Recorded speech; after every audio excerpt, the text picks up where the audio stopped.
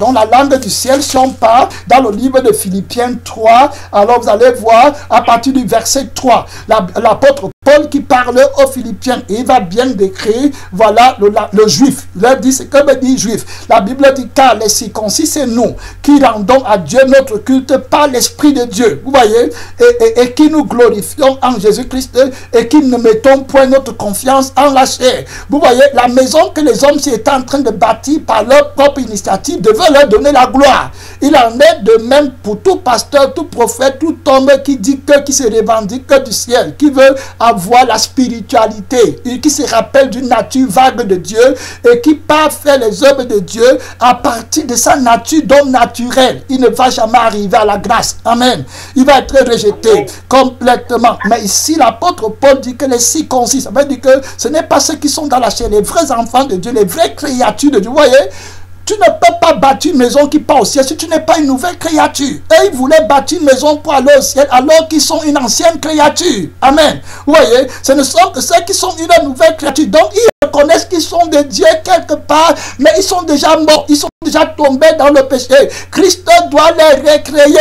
Amen. Vous voyez un peu, pour être un avec Dieu et pour que ce qu'ils offrent à Dieu vienne de Dieu. C'est pour ça que l'apôtre Paul dit ici que nous rendons à Dieu notre culte par l'esprit. Amen. Pas par la chair. Et puis maintenant, et nous ne mettons donc pas notre confiance en la chair. Notre confiance est en Christ. Parlant ainsi, il est en train de leur donner une définition sur le vrai juif. Amen. Ceux qui croyaient que les juifs, c'était seulement ceux qui avaient la circoncision dans la chair. Il leur a dit non, c'est pas comme ça. C'est ceux qui ont la circoncision dans le cœur. Dans Romains 2, verset 28, l'apôtre Paul parle encore du juif quand il décrit bien le juif afin qu'on comprenne ce que veut dire la langue juive. Amen. Donc regardez Romains 2, le verset 28 à 29, il dit que le juif, ce n'est pas celui qui en a les dehors. Et la circoncision, ce n'est pas celle qui est visible dans la chair. Amen.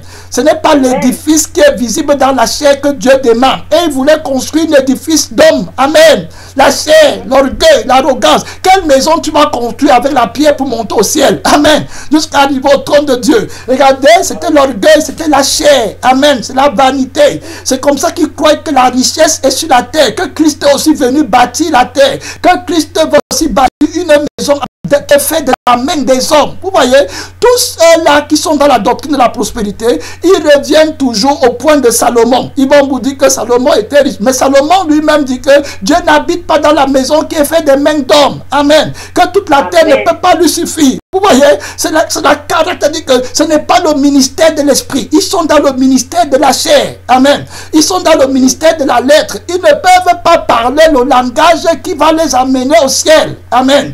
Donc, ils ne peuvent pas. Ils sont dans la chair. C'est l'esprit qui parle le langage là. C'est pour ça que Jésus insistait que quand le Saint-Esprit viendra, il parlera. Amen. Vous voyez, c'est le péché des frères et des sœurs et des pasteurs, c'est de parler. Je suis en train de me confesser moi-même. Je ne dois pas usurper la parole de Dieu. Il n'y a que le Saint-Esprit qui a le droit de parler. Amen.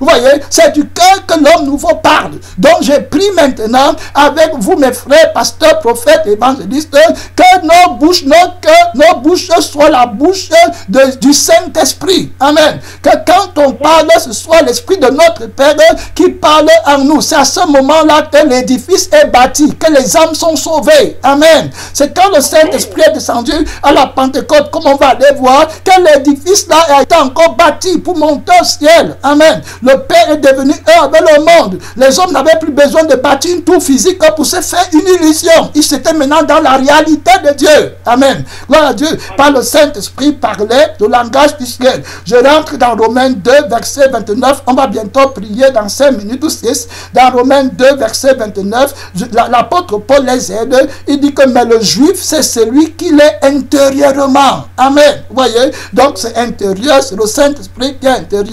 À l'intérieur, on vit pas à l'extérieur. Donc on ne perd pas le temps pour vouloir construire les choses que les gens voient avec la force de la chair. Amen. Pas l'effet de la chair. Tu veux créer l'église et que les gens voient les membres et que les gens, ce n'est pas ça. Ça ne part pas au ciel. C'est la religion. Amen.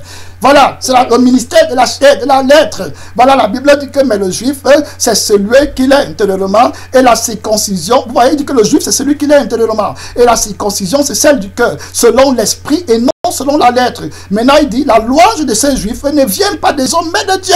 Amen. Vous voyez, donc, ils voulaient faire quelque chose dont la louange va les révéler. Vous voyez, c'est pareil, c'est pour ça que beaucoup de pasteurs, des prophètes qui ne sont pas en train de parler la langue de l'évangile dans l'église, ils prennent la gloire de Dieu. Amen. C'est moi, le premier place, les gros fauteuils, oui, parce qu'ils ne parlent pas la langue du ciel. Dieu leur a enlevé l'habileté d'aller au ciel. Amen. Donc, ils vont parler un langage et ils vont être dispersés dans leur cœur, les uns les autres. Tout le monde va chercher son intérêt dans l'église là. Voilà ce qu'on appelle division. Mais dans l'église de Christ, quand vous allez regarder dans l'apôtre, dans Acte 4, on va revenir dans Acte 4, verset 32, vous allez voir, la Bible dit que la multitude de ceux qui avaient cru, Acte 4, verset 32, la multitude de ceux qui avaient cru n'était qu'un cœur. Amen. Vous voyez, un cœur, ça veut dire que je ne cherche pas à montrer que je suis. Voilà ce qu'on appelle un cœur, vous voyez, devant Dieu. C'est-à-dire qu'ils sont un, ils ne sont pas divisés, parce qu'ils sont dans le ministère de la parole. Ils parlent le langage de la parole, qui est le langage de la mort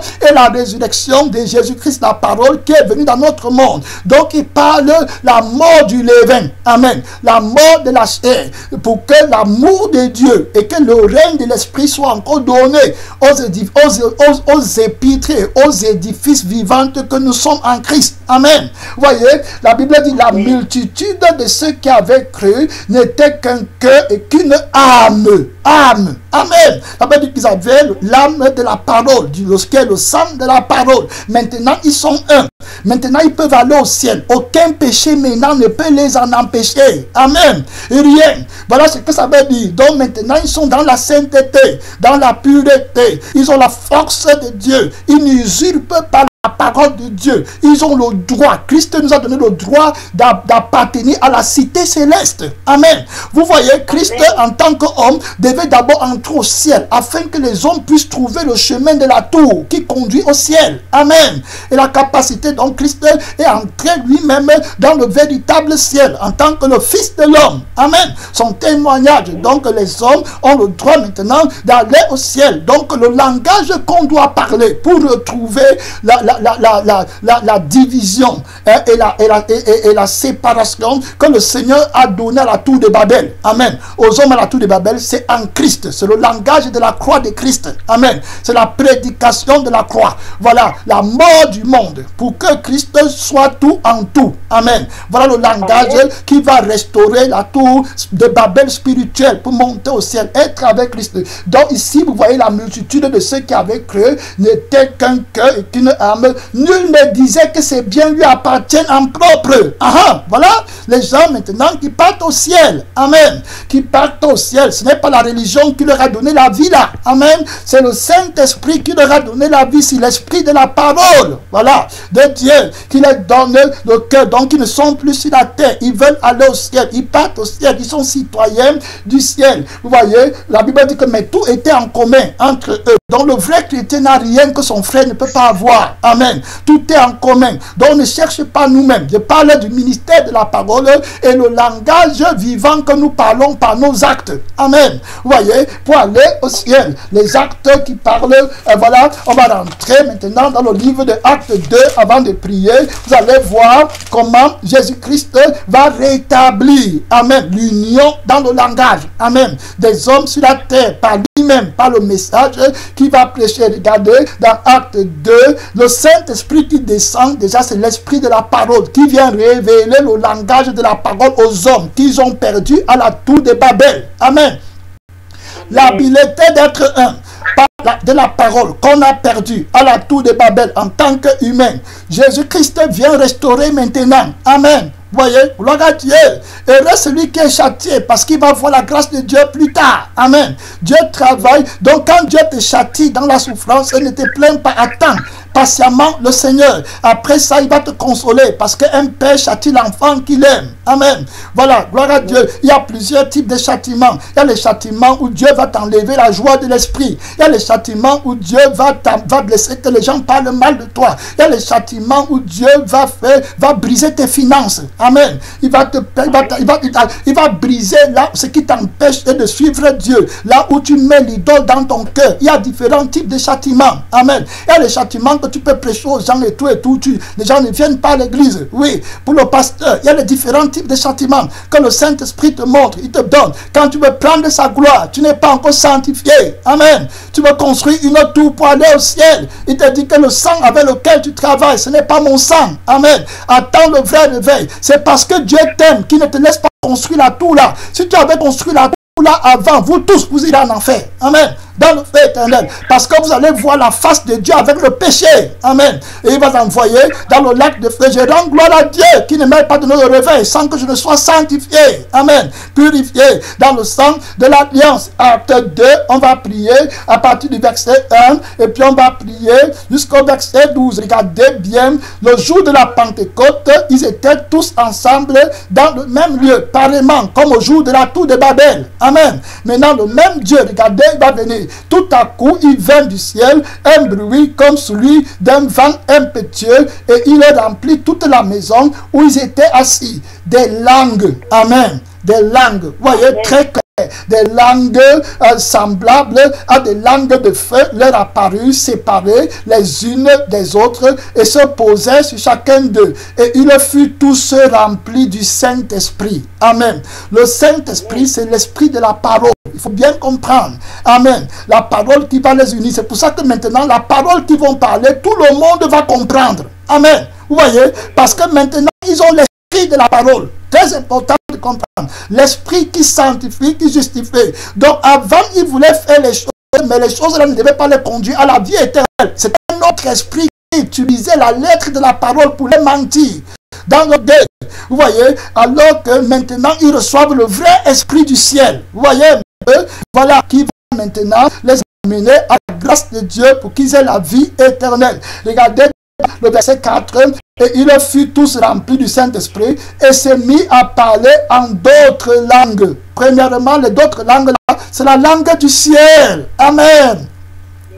Donc ils parlent maintenant la langue du ciel. Ils sont maintenant un avec Dieu, dans leur cœur, dans leur âme, dans leur esprit. Voilà, il n'y a plus de séparation. Il n'y a plus rien d'impossible. Regardez, il dit qu'ils furent tous remplis du Saint-Esprit et se mirent à parler en d'autres langues selon que l'Esprit leur donnait de s'exprimer. Mais maintenant, regardez le point qui frappe beaucoup, le langage du ciel. Regardez maintenant, la Bible dit, oh, il y avait en ce jour à Jérusalem des Juifs, hommes pieux. Vous voyez, on vient toujours sur les Juifs. Les Juifs, hommes pieux de toutes les nations qui sont, vous voyez, à la tour de Babel, c'était toutes les nations qui étaient rassemblées. Amen. Maintenant encore, quand le Seigneur va restaurer la langue qui va nous permettre d'aller au ciel. Amen. Il va encore venir maintenant lui-même quand tous les hommes qui sont toutes les nations du ciel seront réunis à Jérusalem. Amen. Gloire à Dieu pour la gloire du grand roi. Le grand roi, le grand roi. La Bible dit que tu ne dois même pas jurer par Jérusalem, parce que c'est la ville du grand roi. Amen. Gloire à Dieu.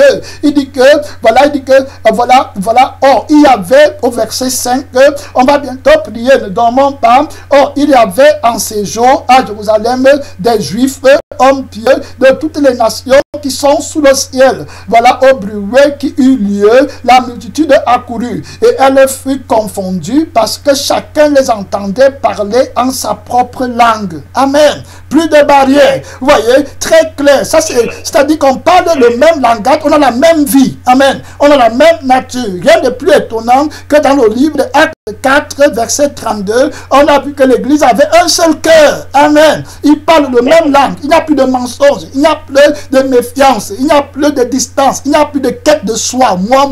Non. Chaque personne cherche l'intérêt de l'autre. Amen. C'est ça que me dit parler le même langage, parler la nature de la langue du ciel. Amen. Gloire à Dieu. La nature de la langue du ciel. Pas seulement le vocabulaire de la lettre. Amen. Vous voyez, la nature. Regardez, la Bible dit qu'ils étaient tous dans l'étonnement et la surprise. Et ils se disaient les uns aux autres, mais ces gens qui parlent, ne sont-ils pas tous des Galiléens? Comment les entendons-nous dans notre propre langue, à chacun? Amen. Notre langue maternelle. Regardez, ils vont citer Parthes, Mèdes, Médès, Élamites, ceux qui habitent la Mésopotamie, la Judée, la Cappadoce, le Pont, l'Asie, la Phrygie, la Pamphylie, l'Égypte, le territoire de la Libye voisine de Cyrène, et ceux qui sont venus de Rome, juifs et prosélytes, crétois et arabes. Comment les entendons-nous parler dans nos langues des merveilles de Dieu? Amen. Amen. Amen. Le langage du ciel, le Dieu, c'est le seul langage que Jésus-Christ va donner aux pasteurs, prophètes, aux évangélistes pour amener le peuple au ciel. Amen. Le langage de la croix. Quand le Saint-Esprit est venu, ils ont prêché le salut, la puissance de la mort et la résurrection de Jésus-Christ. C'est ça que Pierre a prêché. Amen. Et puis le Seigneur du coup construit l'édifice. Il a enlevé la malédiction de la tour de Babel. Amen. La vraie église. C'est pour ça que je dis toujours que toute personne qui est sanctifiée ne peut pas s'opposer à la parole de Dieu. Amen. Vous voyez, pourquoi est-ce qu'il y a l'unité dans la vraie église? C'est parce qu'ils ont d'abord la vie, l'âme de la parole. Amen. En eux. Donc quand la lettre de la parole sort, ça ne les touche pas, ça ne les fait pas mal. Parce que la vie qui est en eux est en accord avec ce que la parole de Dieu dit. Amen. Donc ils n'ont pas mal, ils ne sont pas... Regardez, la Bible dit qu'ils étaient tous dans l'étonnement et ne sachant que penser, ils disaient des choses qui sont de l'homme naturel. Vous voyez un peu le dernier, je voulais vous laisser partir ici là, mais je trouve qu'il est bien que vous voyez dans Apocalypse 5, la louange qu'on donne à Jésus. Apocalypse chapitre 5, on va bien prier, je remets le micro. Apocalypse chapitre 5, voilà, on va simplement lire la louange qu'on donne à Jésus. Voilà, Apocalypse chapitre 5, je suis en train de remettre le micro, le haut-parleur, je vais dire, voilà, maintenant, Apocalypse chapitre 5, le verset 9, la Bible dit, après, au dernier jour, voilà ce qu'on dit ici dans le livre de l'agneau qui est scellé, voilà, c'est lui seul qui peut ouvrir le sceau. Ça veut dire que si on parle, voilà, on loue l'agneau de Dieu, car il est la seule personne qui est capable d'ouvrir le sceau. Autrement dit, le livre qui est scellé de 7 sceaux, parce que c'est lui qui a le pouvoir d'enlever la malédiction. Amen. Et d'écrire les noms dans le livre de vie. Il est la seule personne qui peut faire ce miracle, qui peut bâtir la tour, qui va aller au ciel. Par la parole, il est la parole de Dieu. Sans lui, il n'y a pas de réconciliation avec le Père. La Bible dit dans le livre Apocalypse 5, verset 9 à 10, regardez, et il chantait un cantique nouveau en disant, tu es digne de prendre le livre et d'en ouvrir les sceaux, car tu as été immolé et tu as racheté pour Dieu par ton sang des hommes de toute tribu. Amen. Voyez, qui vont maintenant parler une langue commune. Les hommes de toutes langues qui vont maintenant parler la langue du ciel. Amen. Voilà, et de tout peuple et de toute nation. Vous voyez, c'est Jésus. Amen. La gloire éternelle. Donc, il n'y a pas d'autre langage que la prédication de la croix de Christ, qui est le langage qui nous amène au ciel. La Bible dit qu'on est sauvé par la prédication de la croix, qui est la sagesse de Dieu pour ceux qui sont sauvés, mais pour ceux qui ne sont pas sauvés, c'est une folie. La Bible dit, regardez, et tu as fait d'eux un royaume et des sacrificateurs pour notre Dieu, et ils régneront sur la terre. Amen. Voilà Dieu. Donc vous voyez, donc la terre et le ciel devient un. Ma soeur, mon frère, maintenant ouvrons le micro, on va prier, c'est l'heure de prière. Tu as... Amen. Amen. Amen, ok, amen. On va prier. Tu as écouté la parole, mon frère, ma soeur, c'est l'heure de prière. C'est l'heure de prière. Demande la grâce de Dieu. Tu veux parler le langage du ciel. Tu ne veux pas construire la tour de Babel avec la puissance. Tu ne veux pas être pasteur, leader, prophète, évangéliste en faisant les œuvres de la chair, en parlant un autre langage qui ne glorifie pas Jésus, qui n'est pas par l'Esprit de Dieu. Tu veux que Dieu parle en toi, que Dieu fasse les œuvres, que c'est l'Esprit qui parle. Quand l'Esprit parle, il ouvre les oreilles des sourds, il ouvre les oreilles de ceux qui ne comprennent pas le langage du sang de la parole. Mon frère, ma soeur, on comprend Dieu par son âme, on comprend Dieu par son esprit, on comprend Dieu par son corps. Toutes les parties de ton corps, ma soeur, doivent communier avec la parole, par l'esprit, par le sang de la parole. C'est l'heure de prière. Sinon, tu vas être révolté. Ce n'est pas l'église qui sauve, ce n'est pas la religion qui sauve, c'est le Saint-Esprit, c'est l'Esprit de Dieu, c'est l'Esprit de grâce, c'est l'heure de prière. Seigneur, parle au travers de nous. Prends nos bouches, reconstruis, Seigneur, Christ, que le Père t'a donné de construire. Révèle-toi, Seigneur, de prière, prête mon frère, prête ma soeur, demande la grâce, tu dois avoir un cœur avec Jésus, un cœur avec le Saint-Esprit, un cœur avec le Père, sans opposition, c'est l'heure de prière. Voilà ce que me dit que tu manges la parole. Voilà ce que me dit que tu as le langage de la parole, savoir la vie de la parole, mon frère, savoir la vie de la parole, c'est l'heure de prière. Père puissant, nous te rendons gloire pour ce message que tu nous as donné. Tu es la parole vainqueur, tu es la parole vivante, c'est toi seul qui as le droit de parler, c'est toi seul qui peut parler de manière à ce qu'on arrive au ciel. C'est toi qui es le pain vivant, le langage qu'on doit parler pour aller au ciel. C'est ta parole, c'est ta chair qu'on doit manger, c'est ton sang qu'on doit boire pour parler par l'Esprit.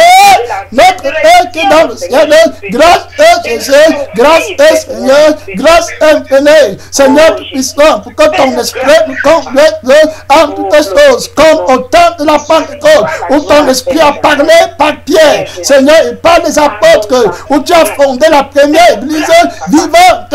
Seigneur, c'est toi le fondateur de l'édifice que le Père a autorisé de bâtir.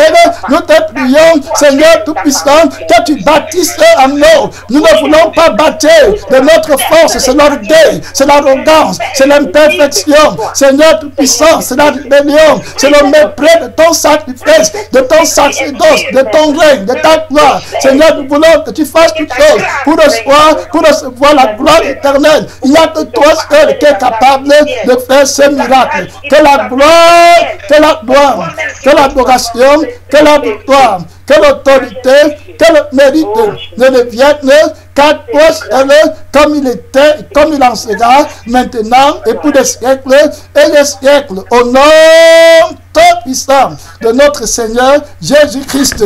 Amen. Amen. Amen. Amen.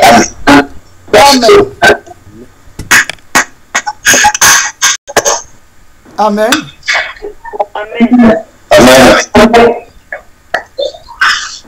Je ne sais même pas si les gens de Kinshasa sont encore là. En tout cas, le réseau là. Amen. On va arrêter ici.